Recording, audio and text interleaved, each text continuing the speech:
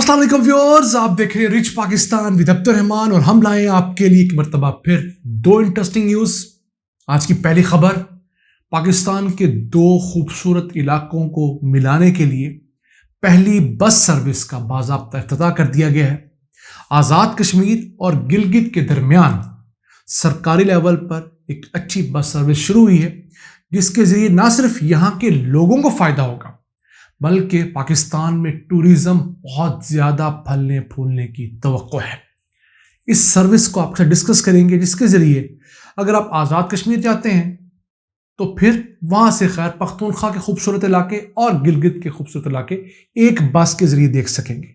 इसी तरह अगर आप गिलगित जाते हैं तो वहाँ से खैर पख्तूनख्वा, कागान, नारान और खूबसूरत इलाके देखते हुए आज़ाद कश्मीर आ सकेंगे।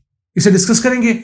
जबकि आज की दूसरी खबर, FBR ने पाकिस्तान से दीगर ममालिक को एक्सपोर्ट्स या इंपोर्ट्स करने के लिए जितने कंटेनर्स, ट्रक्स इस्तेमाल किए जाते हैं उनके ऊपर ट्रैकर लाजमी करार दिया है और इस कदम से पाकिस्तान में स्मगलिंग बहुत हद तक रोकी जा सकती है।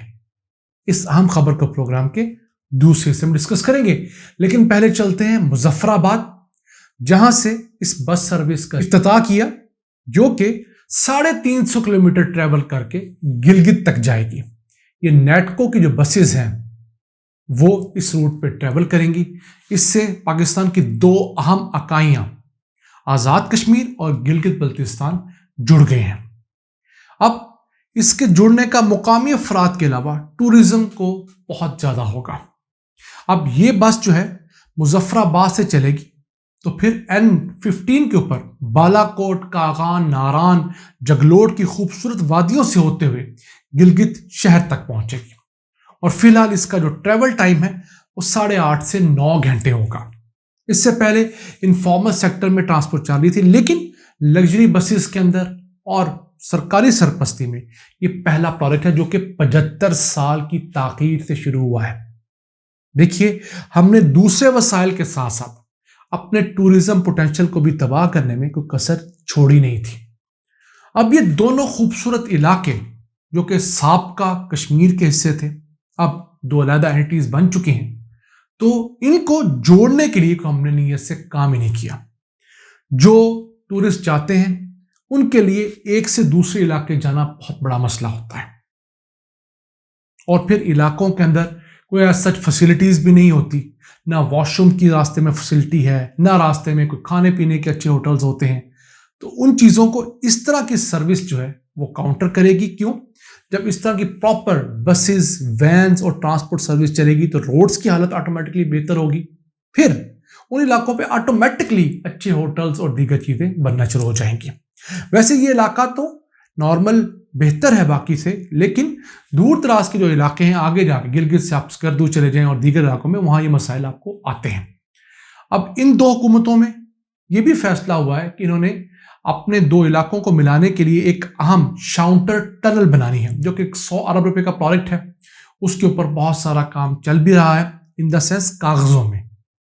अगर PTI की हुकूमत होती तो अब तक इसमें काम शुरू हो चुका था, क्योंकि इन दोनों सूबों के अंदर PTI की हुकूमत है और वफाक में PTI की हुकूमत इनको सपोर्ट करती है। लेकिन शहबाज शरीफ ने ऑब्वियसली थोड़ा सा फ़र्क तो दिखाना था, वो दिखाया जा रहा है, लेकिन एक प्रोजेक्ट अप्रूव ज़रूर किया है शहबाज शरीफ की इस हुकूमत ने। अब देखते हैं उस पर कब अमल दरामद शुरू होता है। अगर वो प्रोजेक्ट शुरू हो जाता है तो इस एक टनल के बनने से ये 8.5 घंटे का रास्ता सिमट कर 5 घंटे का रह जाएगा। तो आप अज्यूम कर सकते हैं कि टूरिस्ट कहीं भी जाएं, दोनों खूबसूरत इलाकों में आपस में वो ट्रैवल कर सकेंगे, साफ सुथरी रोड्स होंगी और बहुत सारे उनको फायदे हासिल होंगे। आइए चलते हैं आज की दूसरी अहम खबर। पाकिस्तान में स्मगलिंग की एक बड़ी वजह अफगानिस्तान जाने वाला और वहां से आने वाला सामान भी है।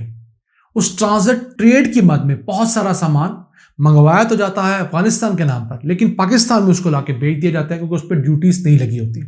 तो FBR ने 20 मार्च को एक नोटिफिकेशन जारी किया था, जिसके तहत अब TPL जो पाकिस्तान की बड़ी ट्रैकर कंपनी है, वो जितने भी ट्रक्स और कमर्शियल व्हीकल्स, ट्राले जो ट्रांसशिपमेंट के अंदर इस्तेमाल होते हैं अफगानिस्तान जाने के लिए, अब उज्बेकिस्तान और ताजिकिस्तान जाने के लिए, उन तमाम के ऊपर ट्रैकर नस्ब करेगी। उससे होगा क्या?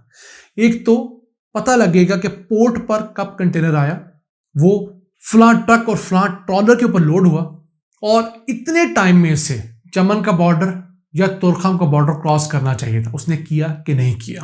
ایک تو ٹائم پتہ لگ جائے گا، پھر اگر راستے میں وہ کوئی اپنے روٹ کے علاوہ رکا ہے تو اس سے پتہ لگے گا کہ سمگلنگ کا سامان یہاں اتارا گیا ہے، پھر سمگلنگ ایز اے ہول رک جائے گی۔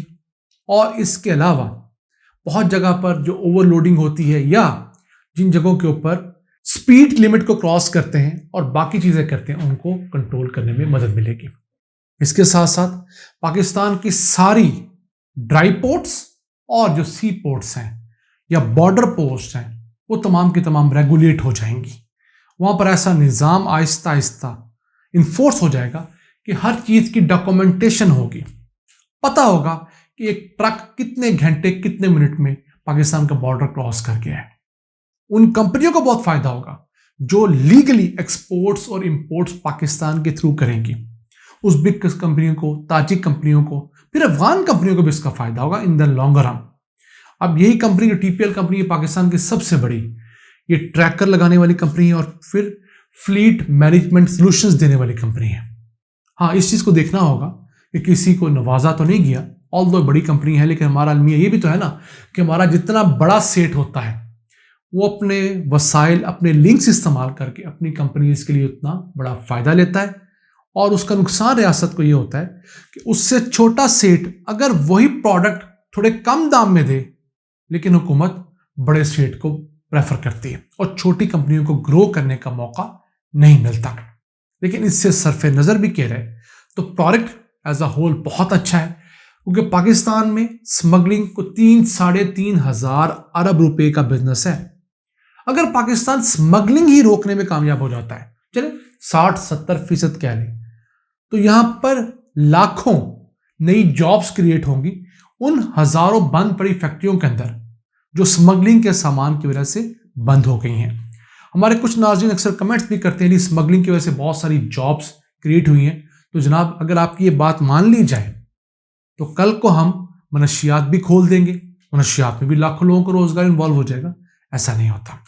ریاستیں انلیگل کام کو کبھی سپورٹ نہیں کرتی، خواہ وہ کتنے فائدہ مند کیوں نہ ہو۔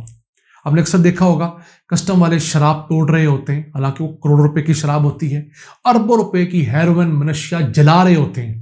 اگر اسے انڈسٹری کو بیچ دیا جائے تو اربوں روپے کمائے جاتے ہیں۔ لیکن ایک چیز بتانی ہوتی ہے اسمگلرز کو کہ جناب آپ کا یہ کام خواہ اچھے مقصد کے لیے بھی کیوں نہ ہو، ہمیں یہ قابل قبول نہیں ہے۔ اسی طرح اسمگلنگ کا جو سب سے بڑا نقصان یہ ہوتا ہے کہ ایک تو ملک کو جو ٹیکسز کے مد میں ریونیو آنا ہوتا ہے وہ نہیں آتا، کیونکہ یہ چور دروازے سے آتے ہیں، رشوت دے کر سرکاری افسران کو آ جاتے ہیں۔ دوسرا، جو مقامی انڈسٹری چیز پیدا کر رہی ہوتی ہے، چونکہ وہ اس کے اوپر ٹیکس ڈال کر آپ کو بیچ رہی ہوتی ہے، اس کی چیز مہنگی ہوتی ہے۔